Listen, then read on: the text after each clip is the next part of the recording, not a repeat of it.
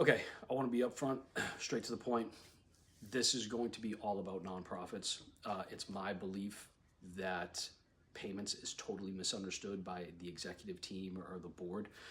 So, taking a stance as a board member, I want to lay out 10 things that I would be needing to evaluate when it comes to having a merchant processor as a partner. First and foremost, has to be transparency. I mean, you guys are nonprofits. Pretty sure by definition, we need to be a little transparent, at least the ethical ones. So you have to have something in place that you know is going to be transparent and make sure that your donations continue to increase. That's going to be the first one. So as a board member, I think it's crucial that you need to not just understand where the money goes, but understand what fees are implicated with the money.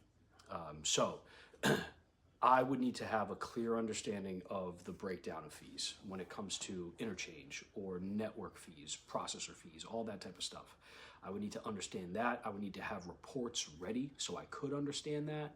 And I wouldn't want to just think to myself, I have some type of flat rate or bundled rate. I think the majority of time, that's all that I hear people say, right? Oh, we just get charged this simple flat rate. And there's no like explanation to it. If you think that you are being charged a simple flat rate and like nobody ever told you otherwise, that's a little bit of a red flag. I would want to have a conversation with the processing company about those details, because that's ultimately going to lead into the second thing, which is really how am I optimizing my donations from a fee standpoint, right? The majority of your transactions are actually small donations. You don't get these large sums all the time. So I need to know, how do I optimize that? Well, flat rate, to be honest, that's going to disproportionately hurt those ticket sales because the price point is going to take away so much of that margin. So you want to make sure that you're set up to qualify for nonprofit interchange categories wherever they apply. This is how you're going to maximize each of those donations every single month. Now, let's talk about what goes into donations every month. Hopefully, I don't see a lot of them, but hopefully you're on a recurring billing cycle. I don't have to tell you, but the most important part of your business, I mean, recurring billing needs to be the backbone of it, straight up. Far too many people, I don't even see utilizing this, which that's a problem. But this is going to be able to make sure you have clarity and predictability on where this forecast of the year is going for your nonprofit. So in order to ensure that I have everything in place, my payment software needs to be something I'm thinking about. I need to understand, do cards automatically update on this if it goes past the expiration? If a payment drops, am I able to, is there logic in the sequence that retries the payment? And then, oh, by the way, if my donors are dropping, do I see that? Am I getting notified? So that's crucial for you. Number 4, let's get into donor experience. Please do not make me go through hoops. Like, as a donor, that's all I'm thinking. If I have to go through hoops, you're leaving money on the table. So as a board member, I'm absolutely making sure that my donors have a frictionless checkout experience. Hey, let's talk about mobile. Half of you guys don't even do mobile, but when it is, it's all clunky. So I need my mobile to be clear on that part. I need to have a complete form. I don't need to go through this gateway and this gateway. I want to stay on one page. So stay away from complicated forms. Stay away from third-party redirects. That is causing way too much confusion for you, and you're probably losing out on revenue. Let's talk about step 5, data. Honestly, maybe the most overlooked. Probably is the most overlooked. Not enough people are paying attention to it. To truly start making an impact, you want to make sure you're able to get data quickly and easily, especially like budget reviews, audits throughout the year. This needs to be there for you. So the amount of nonprofits that don't look at the credit card processing fees after they get set, it's crazy to me. You guys get set up once and you never pay attention to it again. I would want this kind of data. Personally, I would be looking for this kind of data, I don't know, every 90 days. Like, what are my donation trends looking like over time? Number one. What processing costs are coming from those donations? Number two. And then my recurring billing, right? What's the retention looking like? Number three. Huge. Very easy to set up. This should not be a complicated process where you're pulling reports all the time. It should be clear. It should be transparent. You shouldn't need like an accounting degree to figure this stuff out. Okay. Number 6 is disputes. Now, I don't want to admit it. Yeah, nonprofits, you guys are going to get disputes just like everybody else. I mean, it's just inevitable. So what I need you to understand is, at the end of the day, you can try as much as you can to eliminate that experience from happening, but it's going to happen. And if it does, these should be steps to consider for that department, if there is one. I need to know, do I have a clear refund workflow for this company, for the nonprofit? Do I have dispute alerts? Is there a best practice donor guide, right? Like, everybody that is donating needs to understand what's going on with that transaction. So let's go to where are we at? 7? Yeah, number 7. PCI compliance, security purposes. You guys need to be trustworthy, right? I need to know when I'm going on this site that my transaction's secure. I'm not going to get a card dispute, fraud alert, all this type of stuff. So PCI compliance is huge, pretty straightforward. Make sure when you're working with a processor that you can talk to them about assisting you with that setup. It should not be the processors.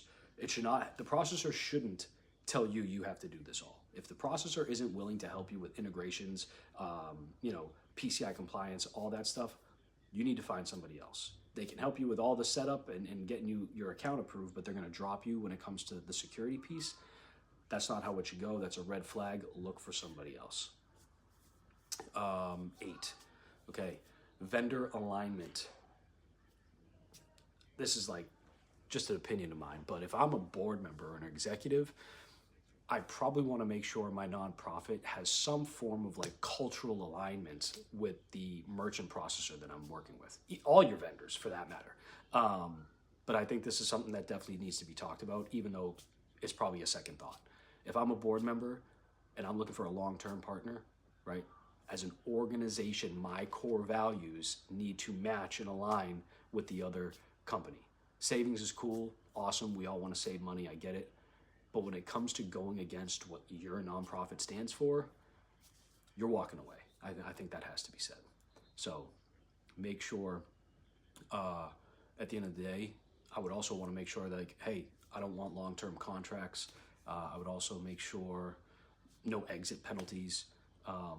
You need a company that is truly going to support what you need and be able to do workarounds for you, again, as you're going on your mission in whatever you guys are doing, whatever the nonprofit stands for. So, step 9, let's talk about scalability.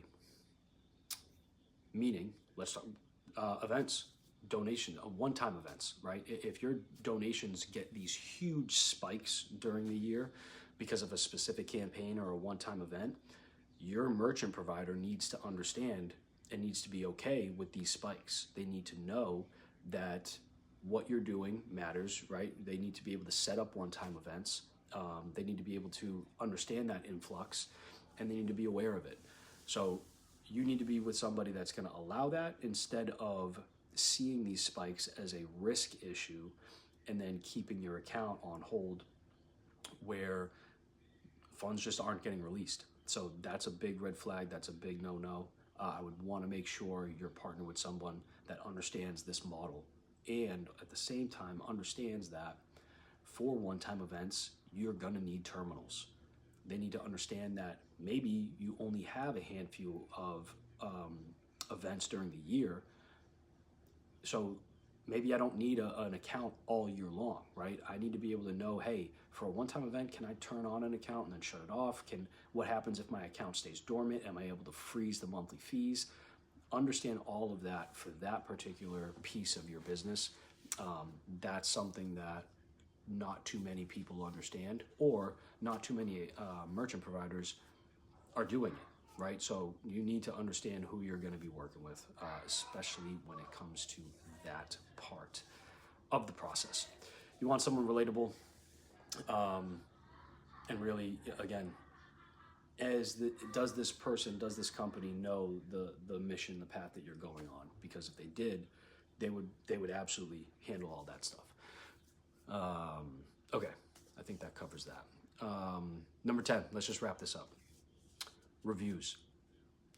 As I mentioned before, it is fairly common that you get this set up and you just forget it. Payments changes all the time, okay?